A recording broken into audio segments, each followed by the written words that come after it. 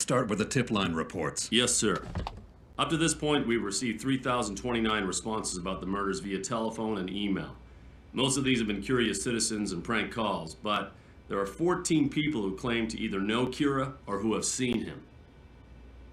All 14 accounts were followed up on and carefully documented. However, nobody could provide any information that wasn't already publicly available. And lastly, this week there were an additional 21 people who called in claiming to be Kira. We didn't want to rule anything out, so we followed standard procedure and created files for all 21 of them. All right, on to the victim reports. Yes, sir. Upon further investigation, we have confirmed that information of the heart attack victims was in fact publicly available in Japan immediately prior to their deaths.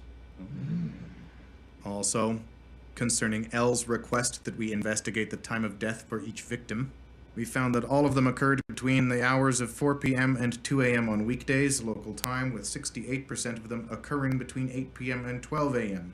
Weekends and holidays appear to be the exception to this rule, as the times of death vary much more widely than during the week. That information is extremely relevant for us. It suggests that given the times of death, our suspect could very well be a student.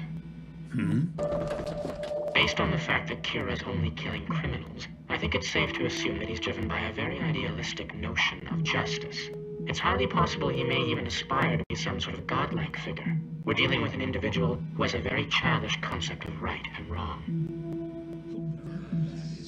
Of course, this is mere speculation at this point, but still I recommend you re-examine any assumptions you've made as to whether or not our suspect could be a student.